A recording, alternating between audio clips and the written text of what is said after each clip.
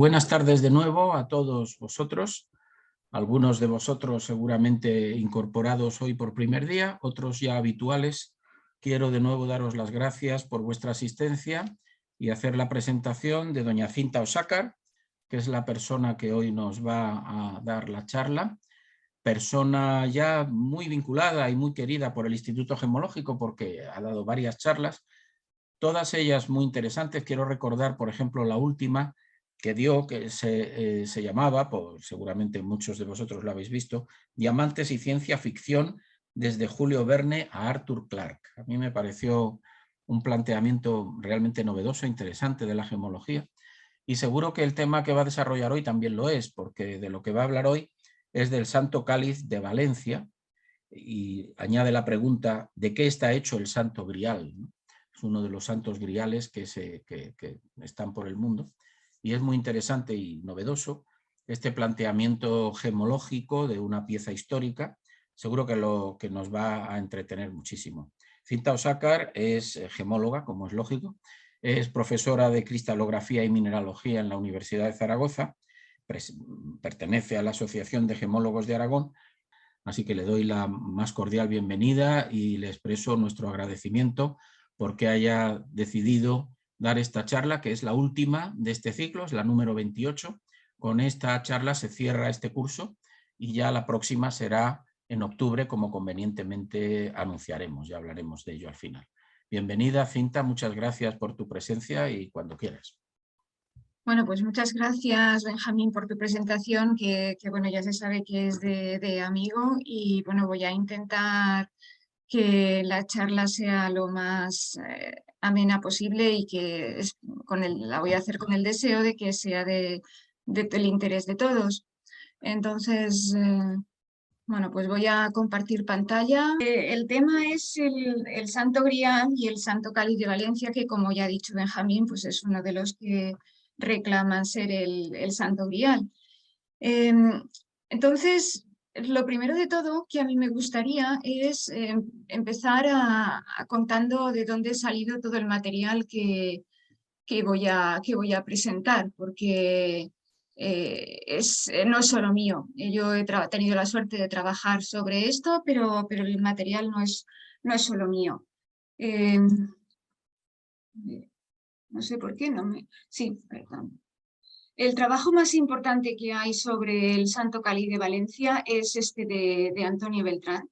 Es un clásico del año 1960 que los modificó en el 84, y es el trabajo en el que todo el mundo empieza a hablar del Santo Cáliz, al menos desde un punto de vista histórico y arqueológico sobre el objeto.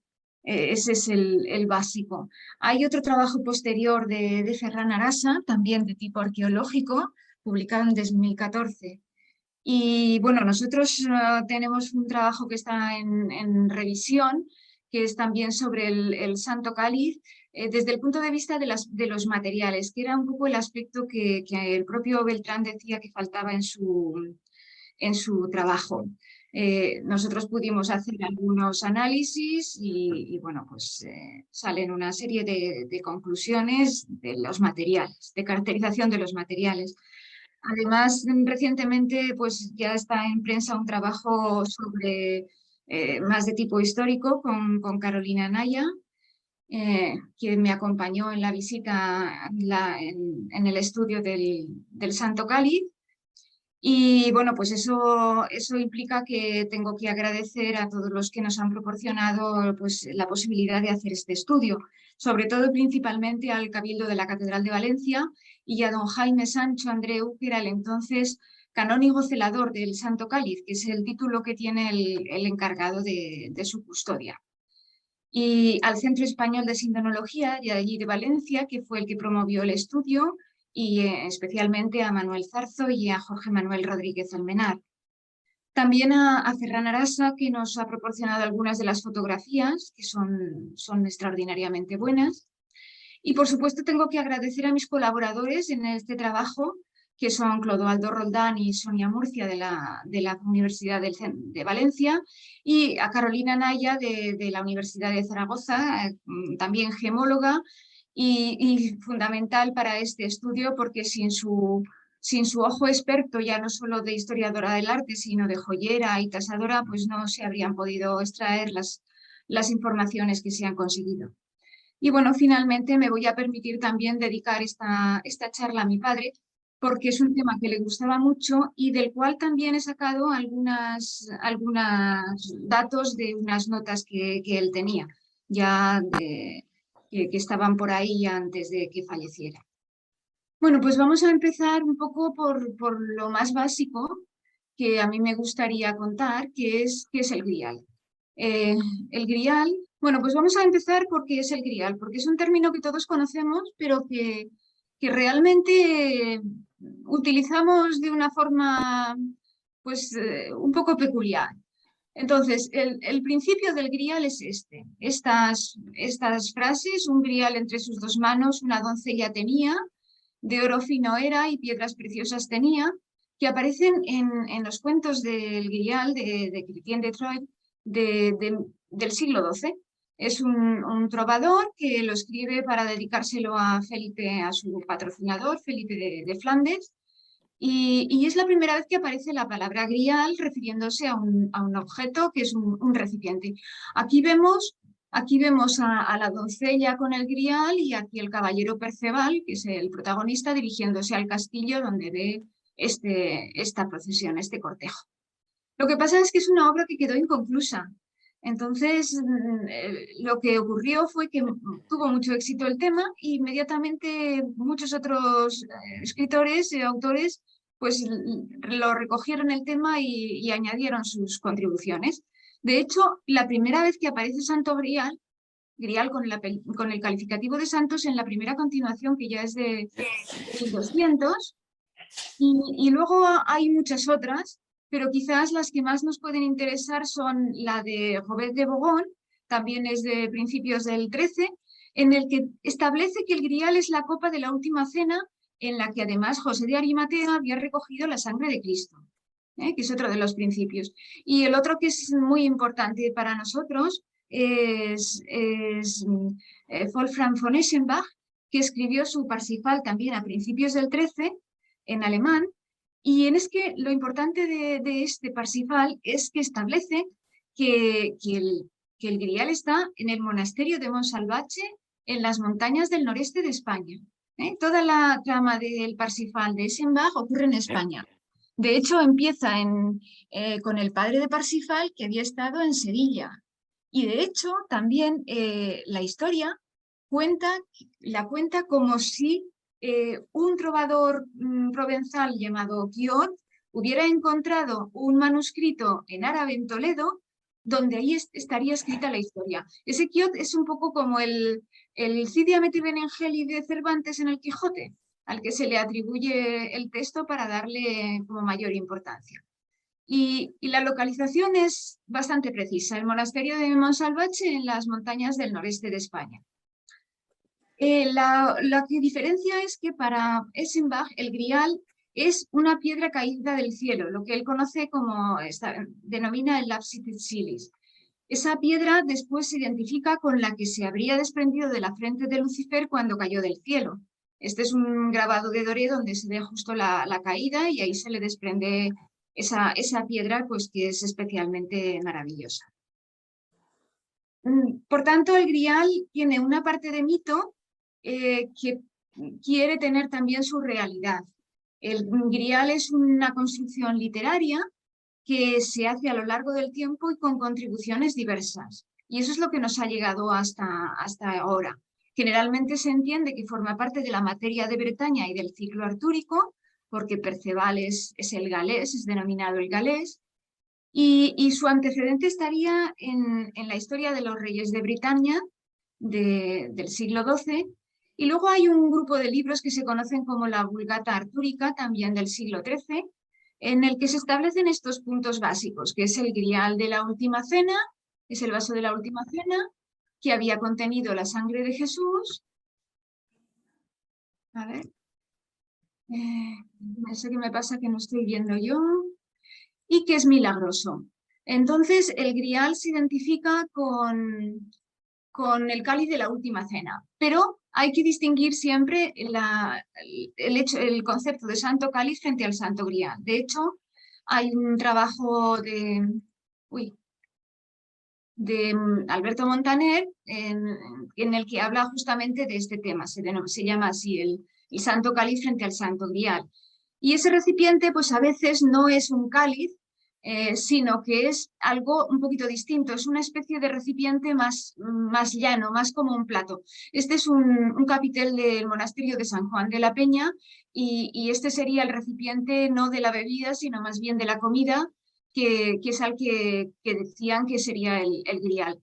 De hecho, uno de los griales más famosos es el Sacro Catino de Génova, que tiene este aspecto, que es una especie de escudilla o de cuenco verde que se creía que era de esmeralda y que apareció por allí en Génova en la primera cruzada. Algunos dicen que lo trajeron de allí en la primera cruzada, aunque también hay otras crónicas que dicen que Alfonso VII en la toma de Almería en el siglo XII se lo regaló a los genoveses que habían ido allí a luchar.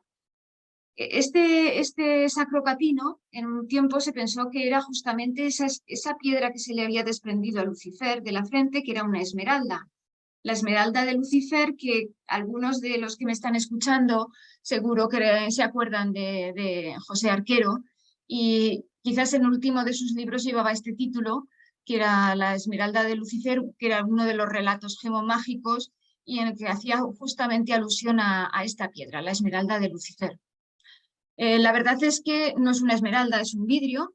El Sacro Catino estaba en Génova hasta las guerras napoleónicas, donde salió de allí y volvió a los pocos años en el mismo siglo XIX, pero volvió en trozos, en fragmentos y además ya analizado como vidrio. Así que volvió roto tanto en materia como en mito, ¿no? Entonces el grial es un mito que hunde sus raíces en la realidad mediante un objeto material que es o el cáliz o el plato de la última cena.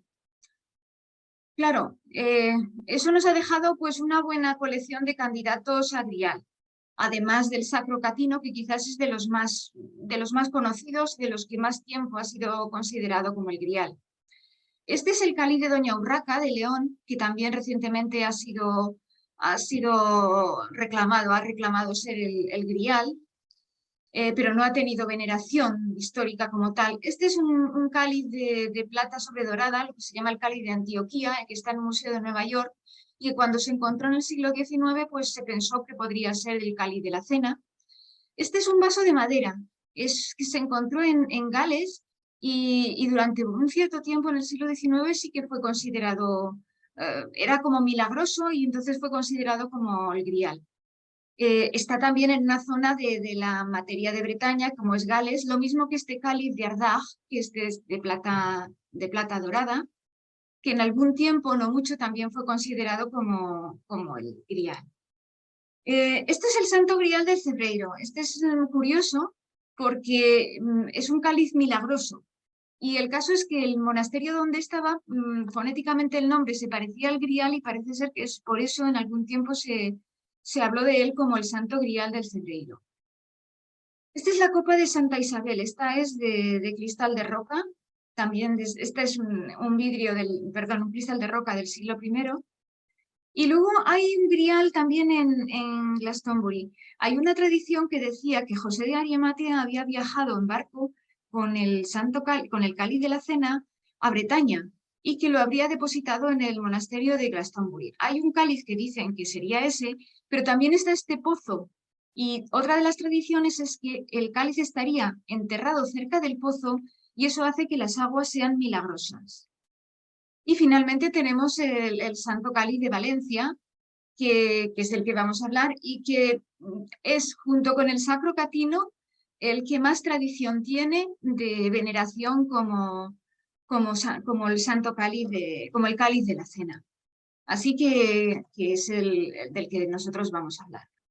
De todas formas, viendo todos estos cálices, pues uno se siente un poco pues como Indiana Jones, con esta colección de copas y preguntándonos cuál será el Santo Grial. De hecho, no tenemos muchas pistas y al final, lo mismo que Indiana Jones, a falta de otra documentación, el de qué está hecho puede ser importante. ¿Se acuerdan de cuando dice, este es el cáliz de... esta sería la copa de un carpintero porque parece de madera? Pues la materia de la que está hecho realmente importa porque es la única que nos informa sobre este objeto, sobre la historia que ha tenido este objeto. Claro, todo esto que hemos visto antes es de la Edad Media y hasta la actualidad ha pasado mucho tiempo. ¿Y cómo ha llegado el concepto de grial hasta nosotros? Pues quizás lo más reciente y que más ha influido ha sido la ópera Parsifal de Wagner, de finales del 19, que está basada en el texto de Eschenbach, es el alemán, entonces Wagner lo leyó, pero no lo leyó en este año, lo leyó mucho antes y el proceso de escritura le llevó mucho tiempo de escritura de la ópera. De hecho, visitó algunos de los griales, por ejemplo, se dice que habría visto ese de madera que hemos visto que era de Gales. A pesar de ser el texto de Eschenbach, que recordaremos que decía que el grial era una piedra, Wagner recoge la tradición más común de que es una copa. Así que esta sería un poco la versión que tenemos más reciente y que más ha influido. Sobre todo porque probablemente tuvo que ver con esta foto que tenemos aquí. Esta es una foto de Himmler en Montserrat. En el año 1940, Himmler vino a España con ocasión de la famosa entrevista de Hendaya y visitó unos cuantos sitios, y entre ellos el monasterio de Montserrat, preguntando por el grial. Porque parece ser que la ANRB, una asociación que se denominaba algo así como herencia ancestral, que buscaba las tradiciones y las grandezas de las germánicas y de la raza aria, pues había encontrado unos documentos que hablaban de una fuente de la salud en Montserrat y entonces pensaban que ese era el monasterio que citaba Eschenbach. Claro, Himmler preguntó y no le dieron razones del grial en Montserrat, y se fue sin poder ver el grial y creo que bastante enfadado. Bueno, la verdad es que el monasterio quizás no era el más adecuado para visitar en relación con el grial. Está el monasterio de San Juan de la Peña, que es un monasterio, para los que no lo conozcan, es románico del siglo XIX y está pues cerquita de Jaca, por decirlo de alguna manera. Y es un monasterio muy importante en esa época, es panteón real de los reyes de Aragón, y además tiene otra peculiaridad, y es que muy cerquita está el monte de San Salvador, lo cual se parece bastante más a Monsalvache.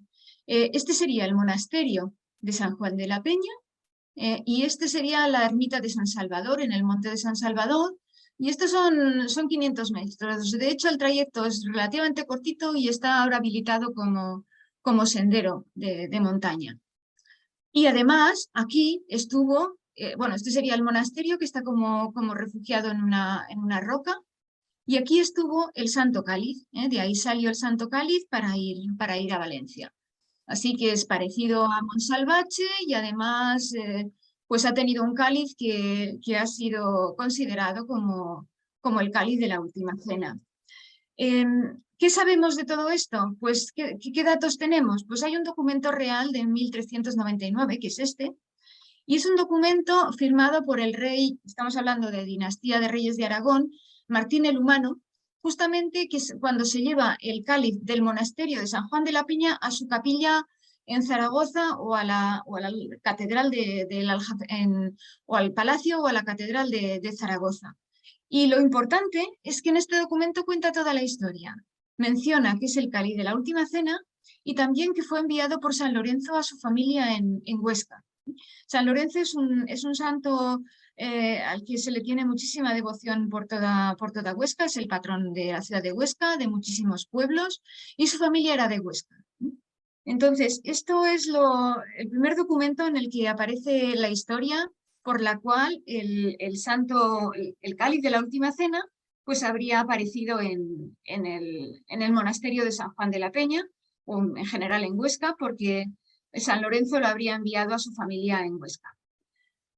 Bueno, 1399 estamos muy finales del siglo XIV. Es una documentación muy buena, pero muy tardía. Lo que pasa es que tenemos algo que no es un documento, pero que sí nos da una información un poquito anterior, bastante anterior, que es el paso del Grial por la Catedral de Jaca. La Catedral de Jaca, que es también del siglo XI, tiene en un sitio que se llama la Lonja Chica, que es un pórtico que se construyó un poquito después, pero se utilizaron capiteles que ya estaban, y hay un capitel que se le llama popularmente de San Lorenzo, y ahí hay una explicación en esta web de toda la historia del capitel, que nosotros no vamos a ver. Lo que sí que me gustaría es que mirásemos el capitel, lo que nos cuentan esas imágenes, pues tal como a lo mejor lo miraron los que lo vieron en su momento y para los cuales iba dirigido. La primera imagen sería esta, en la cual tenemos dos personajes. Tenemos a la izquierda un personaje que es un dignatario porque va con la cabeza cubierta, y además hay un letrero que nos dice que es Sixto, es el Papa Sixto II, y el personaje de la derecha, que es el importante, este es San Lorenzo, es un personaje común que no lleva tocado y que está como en actitud de recibir las instrucciones del Papa. San Lorenzo era el diácono y el Papa le estaba dando las instrucciones. En aquel momento, estamos en el siglo III, y el emperador pues quería, en medio de una crisis económica, quería hacerse con los bienes de la Iglesia. Entonces el Papa le dio a San Lorenzo las instrucciones para que los pusiera a salvo. San Lorenzo lo que hizo fue dar los bienes a los pobres, y cuando el Papa lo llamó y que presentara los bienes de la Iglesia, pues le presentó a los pobres. Esa sería la historia que se cuenta de este suceso de San Lorenzo. Lo que pasa es que si en la imagen que sigue por la derecha nos encontramos esto. Y aquí estamos viendo a este mismo personaje, que es San Lorenzo, que es así mofletudo, en grande, a la derecha, es el que está protagonizando la escena, y se dirige a dos personajes menores, también sin tocado, y el centro de la escena lo ocupa algo que es un poco misterioso, porque está oculto. Y entonces San Lorenzo, con la mano izquierda, se lo da a estos personajes que podrían ser discípulos suyos, por abajo, como escondido, mientras que con la derecha, en alto y bien visible, se apoya en la cruz. Aunque el objeto está oculto, está claro que nos está contando que tiene que ver algo con la cruz y con la salvación. Para los de la época seguramente no habría muchas dudas de que lo que les está dando es el cáliz de la cena que San Lorenzo habría rescatado de todos los bienes para enviarlo a su familia en Huesca y así ponerlo a salvo como la mayor reliquia que tenía. El resto de las imágenes, pues vemos a San Lorenzo, que es este mofletudo otra vez, que es arrastrado a presencia del emperador Valeriano, que va aquí también tocado, y finalmente San Lorenzo, pues que es azotado, sería el martirio de San Lorenzo. Así que por lo menos sabemos que en aquella época, en el siglo XI, la tradición de San Lorenzo ya estaba presente, era conocida y existía esa devoción. Y ya nos entramos ya en el terreno de la leyenda, donde el cáliz, que sería lo que enviaría San Lorenzo, sería solamente esta parte, todo el resto son adiciones posteriores.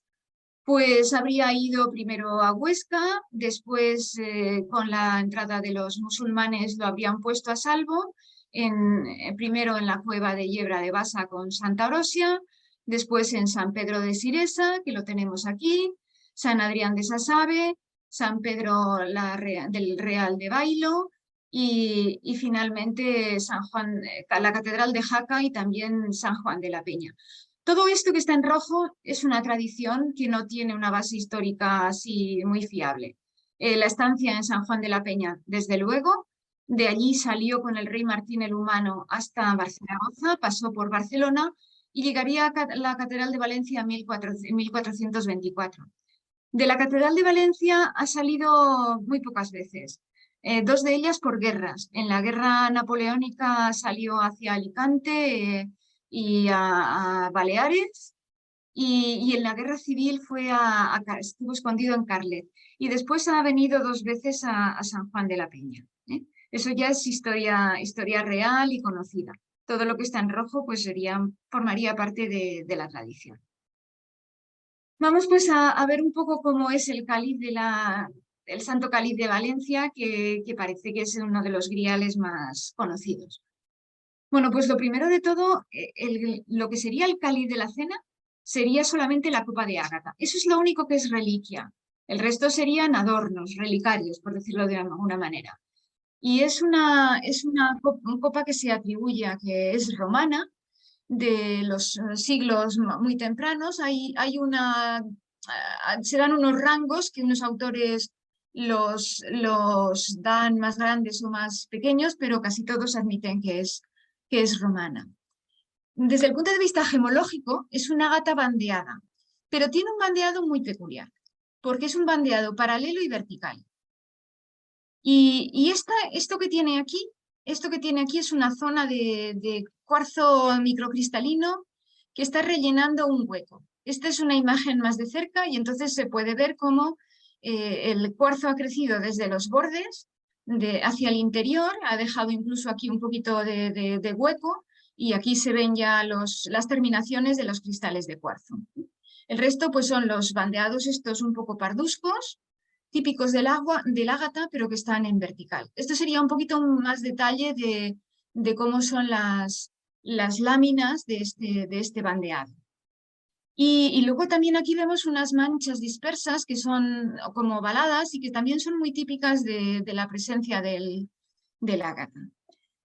O sea, su presencia es típica en el ágata porque forman parte de lo que le confiere el color. Son óxidos de hierro normalmente, puede haber algo de manganeso, pero aquí seguramente son óxidos de hierro. Las paredes son delgadas, pero un poco irregulares, y de un grosor de unos 4 milímetros. Este sería un poco el aspecto.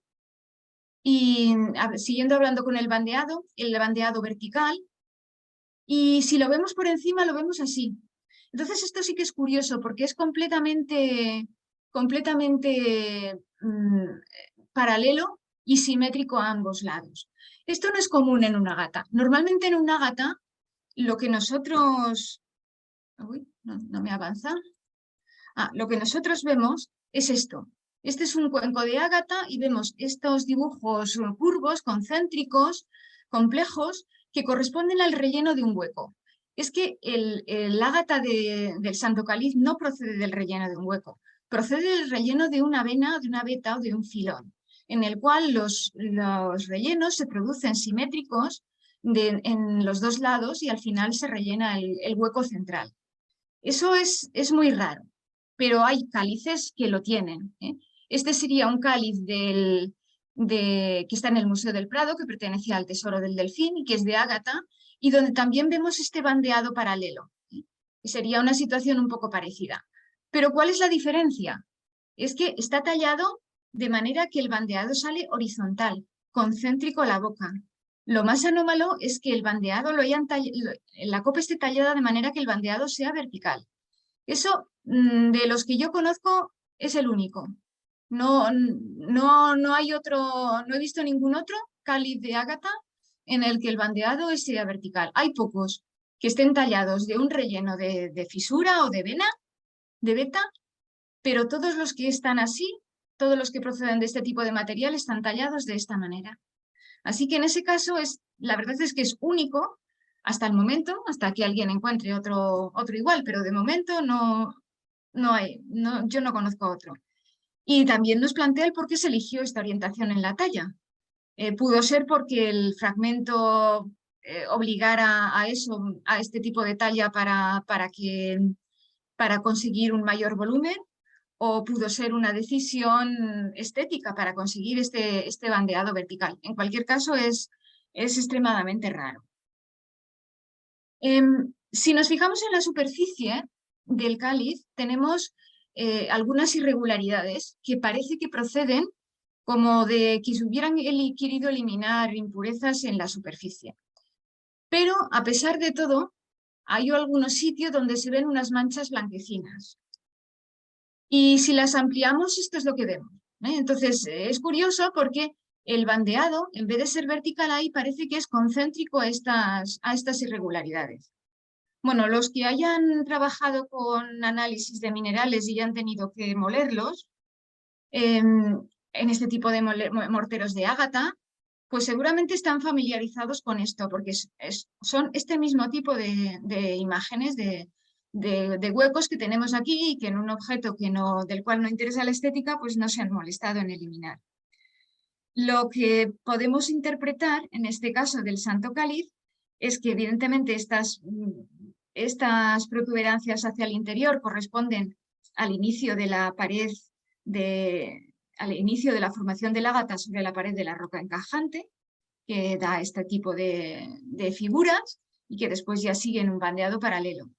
Y que la grieta de la que se talló era poco mayor que el cáliz, es decir, prácticamente cogerían todo el espesor, de los 9,5 centímetros que tiene el cáliz.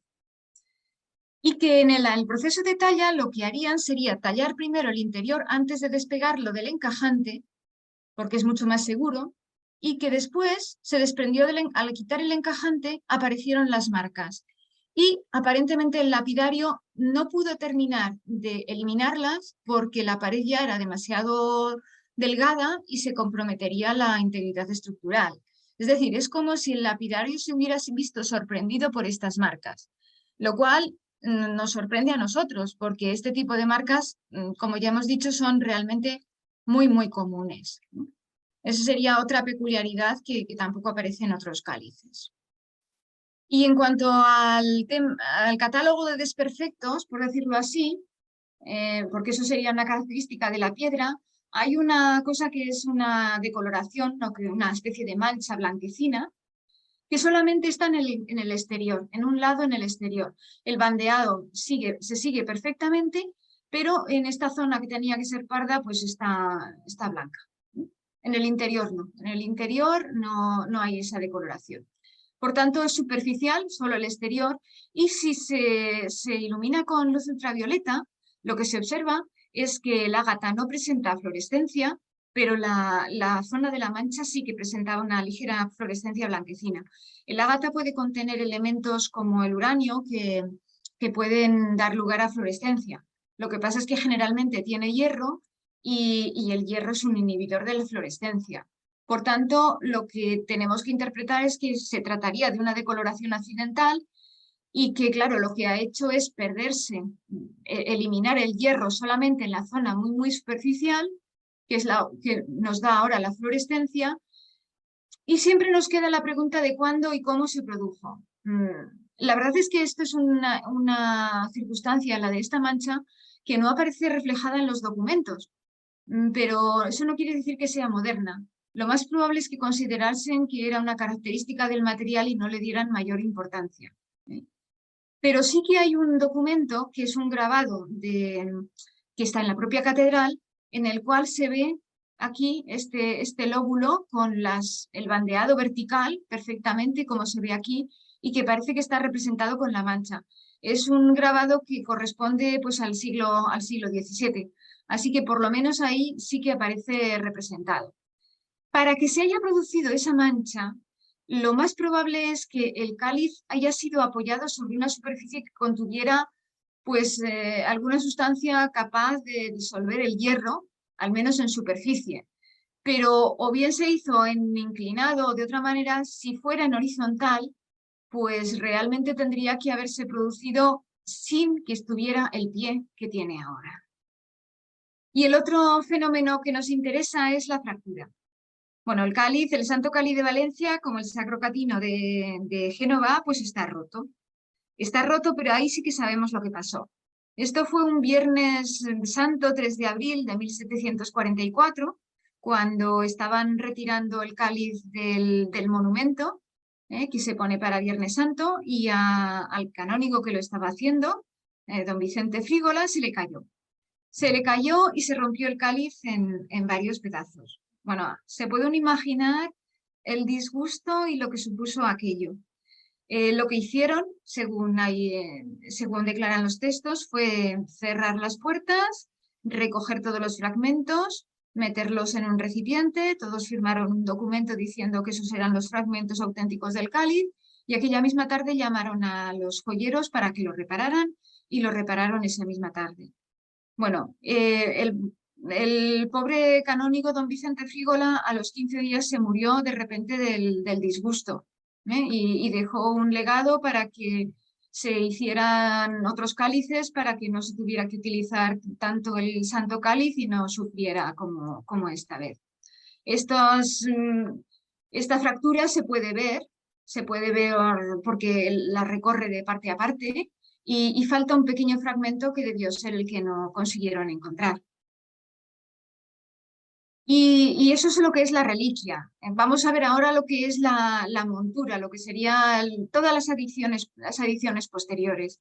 Esto es la reliquia, y podemos considerar dos partes. Por una parte este pie, y por otra parte las asas, la vara y el nudo. Vamos pues con el pie, que es de oro, tiene un cuenco de ágata y tiene unas cuantas gemas, tiene perlas, tiene 2 gemas rojas y 2 verdes que estarían ahí, y sobre una montura de oro que tiene 4 tirantes con bisagras que se pueden desmontar, como se ve aquí, un cerco de oro calado aquí abajo, que sería este, y en ese cerco hay un forro de refuerzo que es claramente posterior y que visto desde abajo pues lo podemos ver aquí como se sujetó probablemente para darle mayor solidez. El cuenco de ágata, ese sí que procede de una geoda, y a diferencia de la reliquia que es redonda, este es oval. Y este sería un aspecto de la superficie. Bueno, tiene una inscripción cúfica arábiga en caracteres cúficos que ha dado mucho que hablar y que se puede ver aquí, y que se traduce generalmente por la más resplandeciente, y a la cual se le han querido buscar interpretaciones, pero eso entraría dentro del terreno de las interpretaciones. Otra de las cosas que se ve son todas estas grietas. Bueno, toda la superficie está acribillada de estas grietas que parecen proceder de un shock térmico, es decir, como si el ágata hubiera sido calentada y enfriada bruscamente. En cuanto a las gemas, pues serían 28 perlas, pero falta una, serían 27, que serían 20 alrededor, y después, tal como se ve sobre los tirantes y alrededor de cada gema, hay 2, como hay 4 tirantes serían 8, de las cuales pues falta una. Y las perlas tienen 2 tipos de engarces que vemos en esta fotografía de arriba a la derecha. Vemos una en la que las perlas están atravesadas y tienen simplemente un vástago cavado en remache, y estas otras en las cuales hay un medio círculo de oro que está sujeto entonces por los 2 lados, sujeta la perla por los 2 lados. Es normal que en un objeto que ha sido sometido a veneración y que se ha sido movido, pues muchas veces este tipo de engarces sufren y es necesario repararlos. Al menos, además, esta que se ve aquí un poco, pues es claramente una perla que ha sido sustituida, porque es que es una cultivada y además no debía ser muy buena, porque se le ha ido la parte de nácar y lo que se ve es realmente ya el núcleo de la perla cultivada. En cuanto a las gemas, bueno, las gemas aparecían descritas en el trabajo de Beltrán como balasios. Realmente son granates almandinos. Son 2 que son cabujones huecos, es decir, que están un poco vaciados generalmente para que sean más transparentes. Y uno de ellos tiene un par de depresiones redondas en la superficie que en algunos casos se dice que son para eliminar impurezas. El engarce es muy simple, con 4 garras, en las 2, uno es redondo y el otro es ovalado, y estarían aquí delante y el de detrás. Aquí en esta otra visión se ven aquí. Y es un cono, simplemente están puestos sobre un cono pues para levantarlo y que luzcan más. Las gemas verdes aparecían como maracas. Las gemas verdes en esta imagen estarían aquí, y aquí tendríamos una enfrente. Bueno, aquí tenemos una diferencia importante porque son cabujones, pero no huecos. Y esta sería la gema antigua, con una base plana y que podría ser una esmeralda. Pero la otra que tenemos aquí es una gema que fue sustituida en 1959 y que aparece hundida en su montura. De hecho, han tenido que forzar las garras para que la puedan sujetar y apenas sale. La sustituyeron y probablemente estas gemas están colocadas sobre un lecho para que estén más arriba y luzcan más, y en este caso pues no sustituyeron el lecho y se quedó hundida. La diferencia de los engarces es significativa porque desde luego el pie parece estar hecho en un momento determinado, con un diseño, con los 4 tirantes, muy simétrico. Entonces, ¿por qué hay unos engarces para los almandinos y por qué hay otros engarces para las gemas verdes? Bueno, pues hay una posible explicación, y es que las gemas verdes están debajo de las asas. Pero es que además, como el pie es ovalado, pues estas están muchísimo más cerca de las asas, y si lo cogemos por las asas, pues lo más probable es que tropecemos. Así que probablemente lo que hicieron fue reforzarlas y achatarlas un poco para que estuvieran más seguras. Es un engarce muchísimo más complejo que el de los almandinos y probablemente posterior.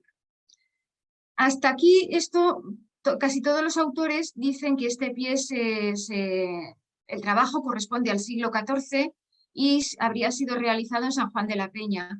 Era un monasterio muy importante, así que es normal que enriquecieran una reliquia del calibre del cáliz de la Última Cena.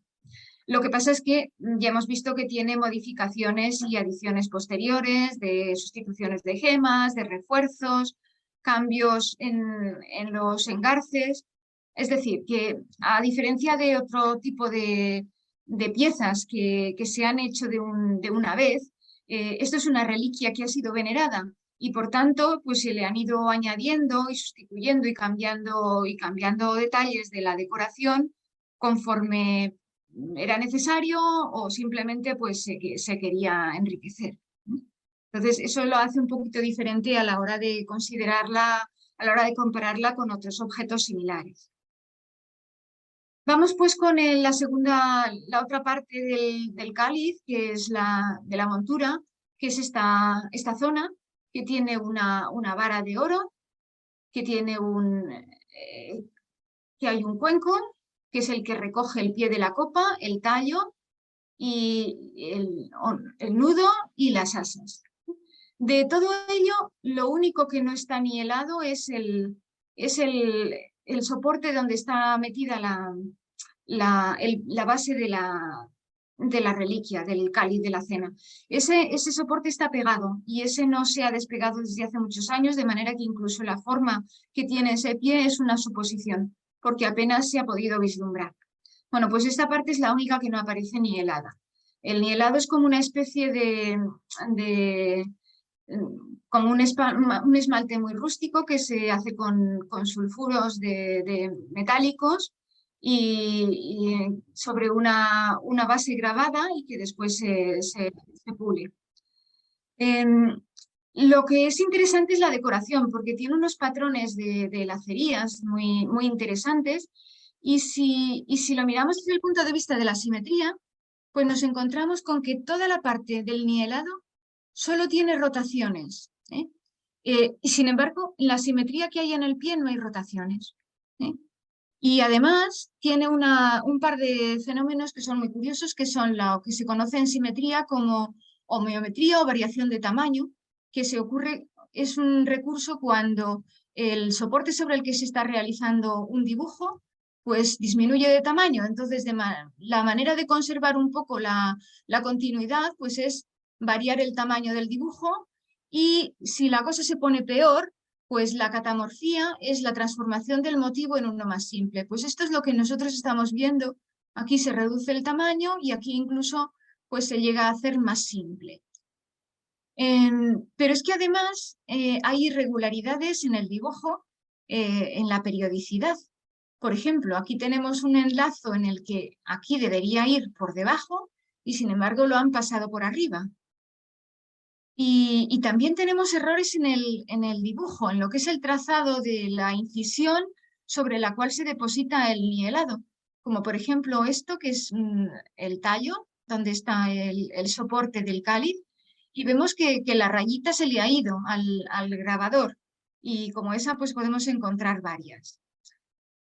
Todo eso parece sugerir que a lo mejor no es una obra realizada al mismo tiempo que el pie, sino que es anterior, incluso puede ser anterior a San Juan de la Peña. San Juan de la Peña sería el monasterio rico donde la decoran con profusión de gemas y esto sería un poquito anterior, hecho pues en un lugar con unos recursos más limitados. Y otra cosa que es curiosa que podemos ver aquí es que las asas están desiguales en respecto a su unión con el resto de la vara. Hay una que está soldada. Aquí se puede ver que es como una chapita de oro y que mientras que las otras están embutidas, aquí se puede ver en la parte de abajo y aquí también. Y de hecho si nos fijamos, pues esto está torcido. Entonces, la pregunta que nos hacemos es si realmente cuando el cáliz se cayó, solamente se rompió la copa o solamente se registró la caída, la ruptura de la copa porque era lo que más les importaba a los canónigos y era lo que realmente produjo drama y consternación. Que se abollara o que se rompiera un poco la montura de oro, pues no pasaba a mayores, pero bueno, probablemente estas reparaciones se hicieron entonces como consecuencia de la caída y no están registradas, pero creo que es también interesante que se noten. Y bueno, quizás lo más singular que tiene toda la montura son las asas. Si lo comparamos con otros cálices similares, con asas, no hay muchos, pero hay. Este sería el famoso cáliz del abate Suger de Washington. Este es un relicario de Santa Isabel que está en Estocolmo. Aquí iría un tape que le añadieron para convertirlo en relicario, pero este era un cáliz. Este es otro cáliz que está en Venecia. Todos estos tienen cuenco de ágata y oro. Este solamente es de ágata. Pero bueno, todos ellos, ¿qué es lo que vemos? Pues que las asas van más o menos desde abajo, del todo o a mitad, y van hasta arriba. Y aquí todo, lo cogen todo. Ninguna se sitúa debajo de la copa como están las del Santo Cáliz de Valencia. Y eso sí que es también singular. Porque tampoco aparece, yo no conozco ningún otro cáliz de este estilo en que las asas estén ahí. Si lo pensamos es una posición bastante absurda para unas asas. Pero ¿qué es lo que ocurre? ¿Qué ventaja tiene esta posición? Pues la única que se nos puede ocurrir, bueno, vamos a ver primero esto. Esto es lo he sacado de la ruta del Santo Grial que se ha organizado en la provincia de Huesca y que ponen este símbolo, que lo vamos a ver en grande. Bueno, pues hasta ellos, hasta los que han dibujado esto, han puesto las asas así, desde abajo hasta arriba, porque se ve que es lo que todo el mundo interpreta como lo lógico, no como están en el Santo Cáliz. Y la única interpretación posible es que es la manera de que se vea toda la copa entera, solamente queda oculto el pie. El resto está perfectamente visible, lo cual sería lógico si lo que se pretende es exponer lo que es una reliquia a la veneración de los fieles, y exponerla lo más visible y lo más patente posible.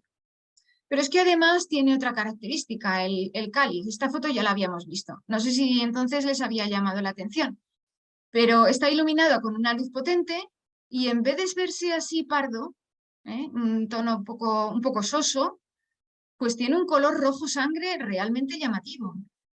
Entonces, el que la copa esté completamente exenta, visible y que le pueda dar la luz, pues probablemente permitiría potenciar este efecto, lo cual, tratándose de una reliquia, pues aún le daría pues mayor importancia.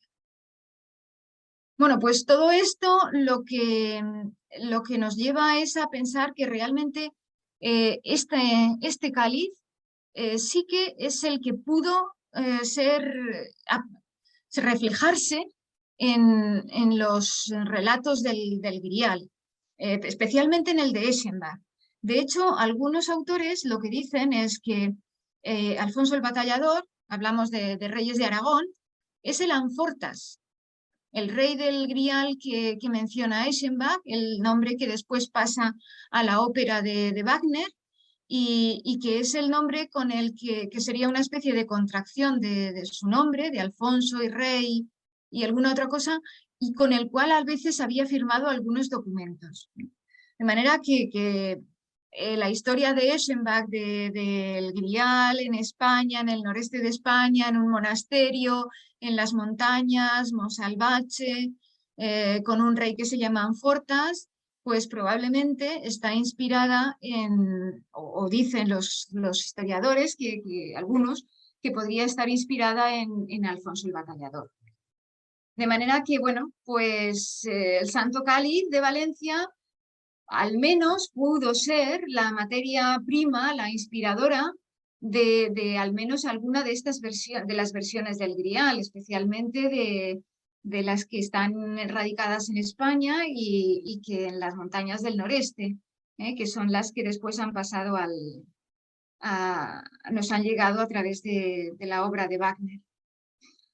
Bueno, pues la pregunta de la que partíamos era de qué está hecho el Santo Grial.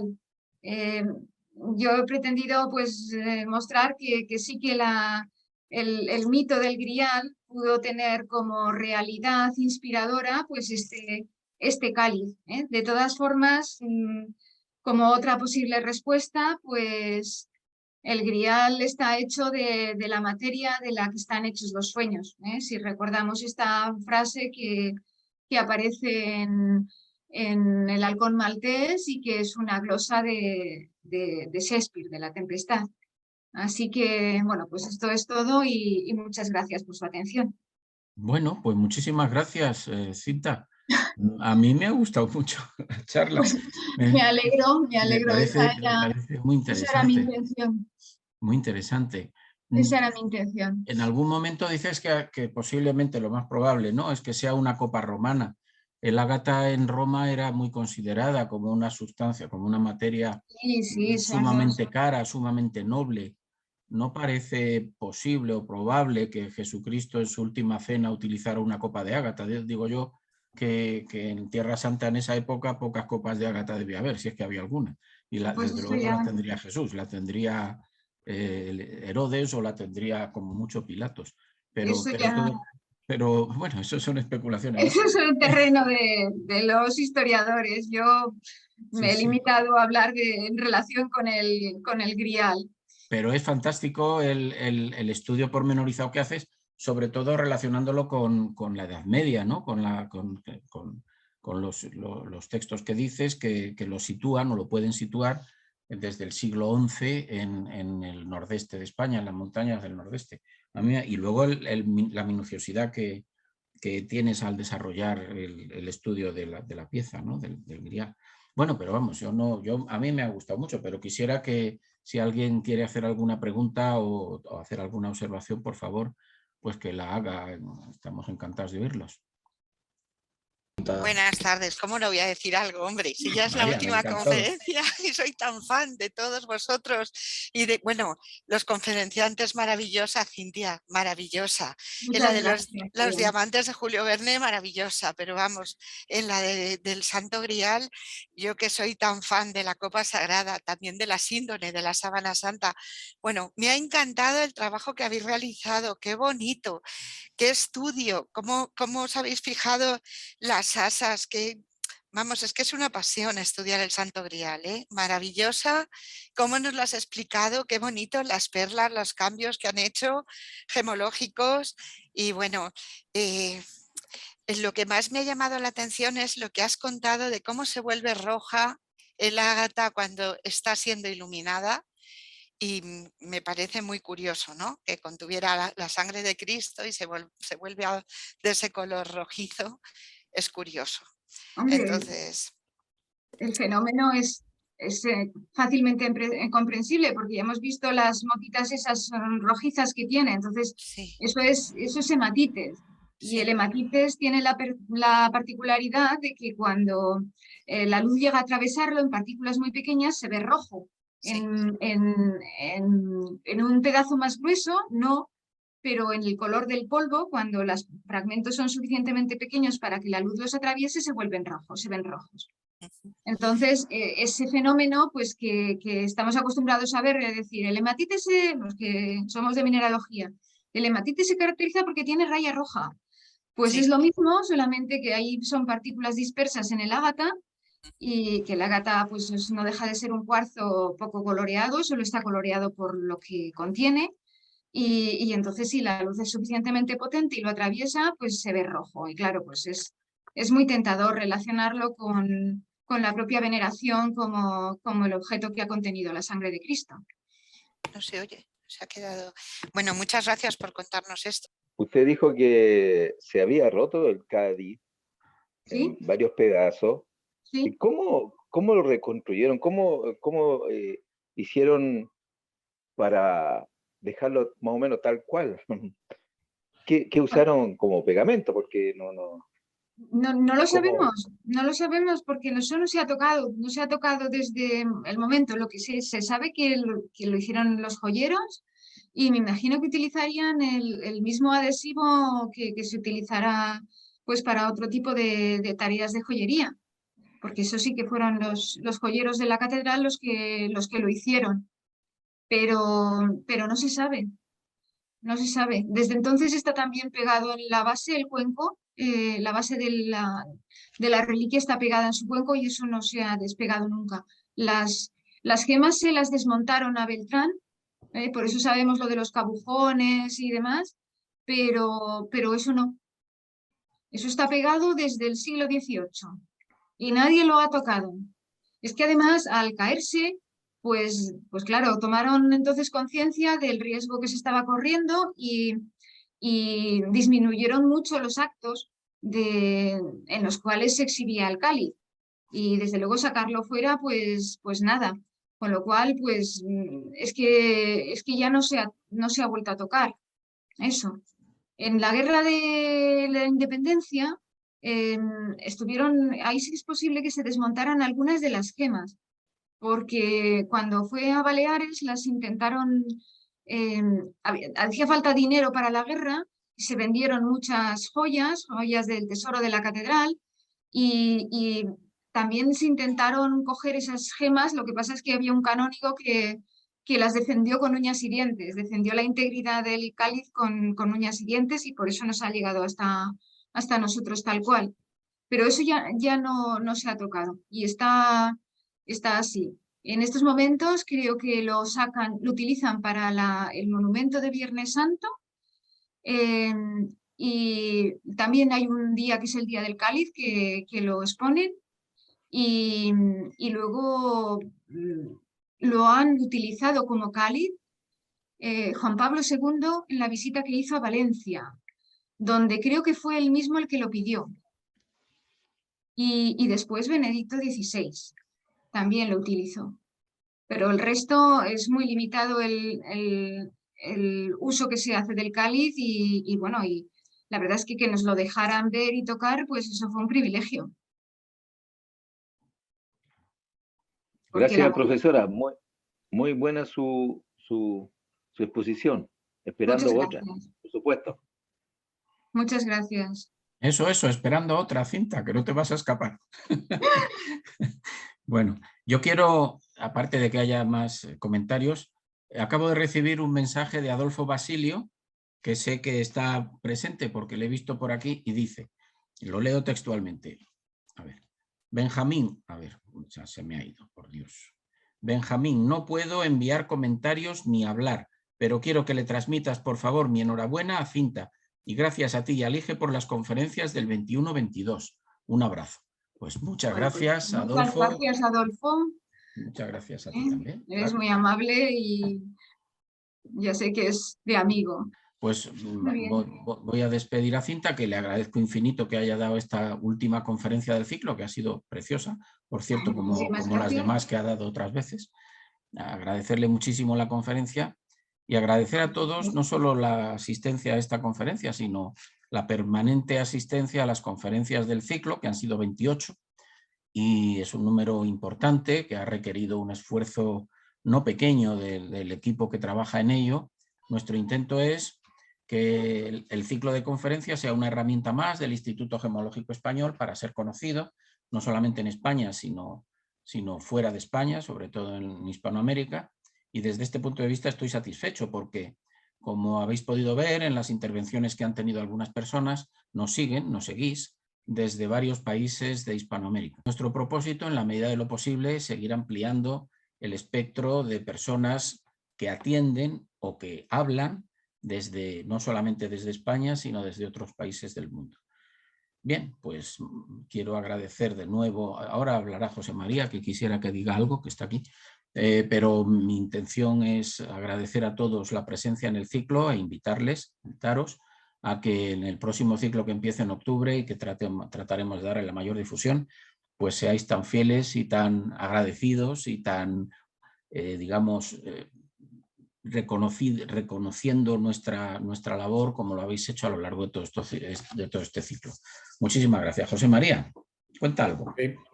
Bueno, primeramente agradecer a Cinta esta magnífica conferencia que ha sido estupenda, por desconocida además, porque no todo el mundo conoce ni siquiera la existencia del cáliz de Valencia, sino que además pues, está poco estudiado porque no es fácil acceder, como tú has dicho, a él, y es un privilegio haberlo hecho. Así que ha sido un placer escucharte. No va a ser, por supuesto, la última vez que des una conferencia interesante, porque creo que tienes muchas en cartera y nosotros pues estamos deseando de volverte a oír. Así que te emplazamos, como ya te ha dicho Benjamín, a que sigas en ese camino y que colabores con nosotros y nos instruyas a todos en tu ciencia. Y a todos los demás, pues nuestro agradecimiento, mi agradecimiento en particular, y por supuesto del Instituto, por haber sido fieles seguidores de todas las conferencias. Un agradecimiento verdadero, sincero, de corazón, porque eso nos anima a seguir.